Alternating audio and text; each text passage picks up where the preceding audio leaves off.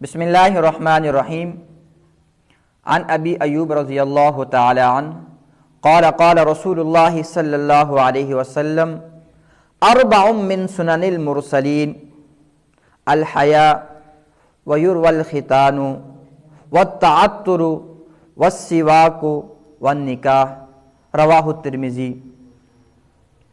میرے پیارے حبیب صلی اللہ علیہ وسلم نے فرمایا، چار چیزیں ایسی ہیں جو تمام انبیاء علیہم الصلاۃ والتسلیمات کا طریقہ اور سنت رہی۔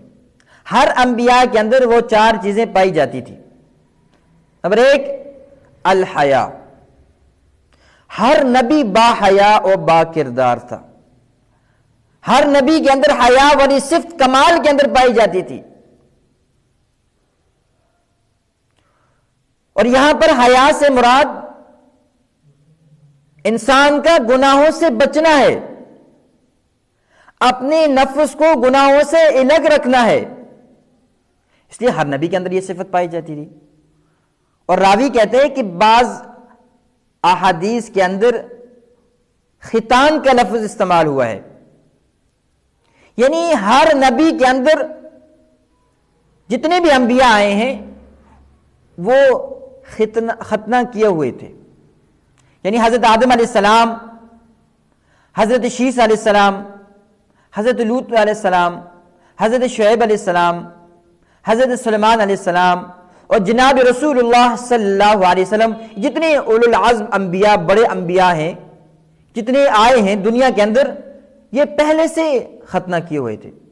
اور آپ صلی اللہ علیہ وسلم کے متعلق تو حدیث کے اندر آتا ہے کہ آپ جب دنیا میں تشریف لائے تو آپ کا پہلے سے ختنہ کیا ہوا تھا، اور آپ جب تشریف لائے عام بچوں کی طرح نہیں تھے، بلکہ آپ کا جسم بالکل صاف ستھرا تھا۔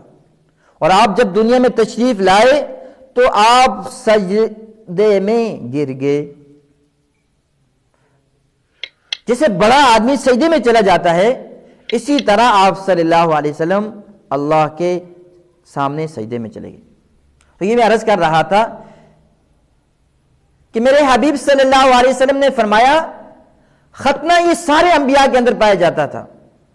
اور دوسری چیز والتعطر، خوشبو کا استعمال کرنا، یہ سارے انبیاء کے اندر پائی جاتی ہے۔ ہر نبی دنیا میں آیا اس نبی نے خوشبو کا استعمال کیا، اور یہاں تک کہ آپ صلی اللہ علیہ وسلم مشک جیسی خوشبو استعمال فرمایا کرتے تھے۔ اور میرے حبیب صلی اللہ علیہ وسلم کی ایک دوسری حدیث ہے جس کے اندر آپ صلی اللہ علیہ وسلم نے فرمایا مجھے تین چیزیں بہت محبوب ہیں۔ اس کے اندر میرے حبیب نے یہ بھی فرمایا الطیب، خوشبو مجھے بہت محبوب ہے۔ اور اسی طرح آپ صلی اللہ علیہ وسلم نے فرمایا والسواک، مسواک کا استعمال کرنا، یہ سارے انبیاء کے اندر یہ صفت پائی جاتی تھی، یہ سارے انبیاء کا طریقہ ہے۔ اور میرے حبیب نے تو یہاں تک فرمایا لولا ان اشق علی امتی لامرتهم بالسواک عند كل صلاۃ، اگر مجھے اپنی امت کے اوپر مشقت کا اندیشہ نہ ہوتا تو میں مسواک کو لازمی قرار دیتا۔ یعنی آپ صلی اللہ علیہ وسلم کو اپنی امت سے کتنی محبت تھی، اپنی امت کا کتنا درد تھا، کتنا غم تھا۔ آپ نے فرمایا اگر مجھے امت کے اوپر مشقت کا اندیشہ نہ ہوتا تو میں مسواک کو لازمی کرا دیتا۔ اور دوسری حدیث کے اندر فرمایا علیکم بالسواک فإنہ مطہرۃ للفم ومرضاۃ للرب، مسواک کو لازمی کرو، یہ منہ کی پاکی ہے اور تمہارے رب کی رضا کا سبب ہے۔ اور اس طرح آپ صلی اللہ علیہ وسلم کی حدیث ہے ان افواہکم طرق القرآن، بے شک تمہارے جو منہ ہیں یہ قرآن کے راستے ہیں، فطیبوہا بالسواک، ان کو پاک کرو مسواک کے ذریعے سے۔ جو انسان مسواک استعمال کرتا ہے ایسے انسان کو مرنے کے وقت کلمہ نصیب ہو جاتا ہے۔ جو انسان مسواک استعمال کرتا ہے 70 بیماریوں کا علاج ہے۔ اور ایک حدیث کے اندر آیا موت کے علاوہ ہر بیماری کا علاج مسواک کے اندر ہے۔ تو یہ میں عرض کر رہا تھا کہ سارے انبیاء کو یہ چیزیں بہت محبوب تھی۔ اور اسی طرح چوتھی چیز والنکاح، ہر نبی نکاح فرمایا کرتے تھے، ہر نبی کے اندر یہ صفت پائی جاتی تھی، اور یہ سارے انبیاء کا طریقہ ہے۔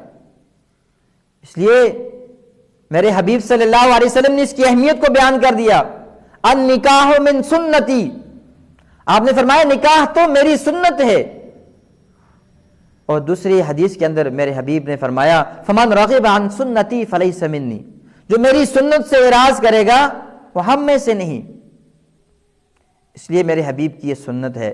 تو یہ میں عرض کر رہا ہوں، آخر میں خلاصہ یہ ہے کہ 4 چیزیں سارے انبیاء کی سنت ہے۔ نمبر 1 حیا، نمبر 2 خوشبو، نمبر 3 مسواک، اور نمبر 4 نکاح۔ اللہ تعالیٰ سے دعا ہے کہ اللہ تعالیٰ ہمیں ان باتوں پر عمل کرنے کی توفیق عطا فرمائے۔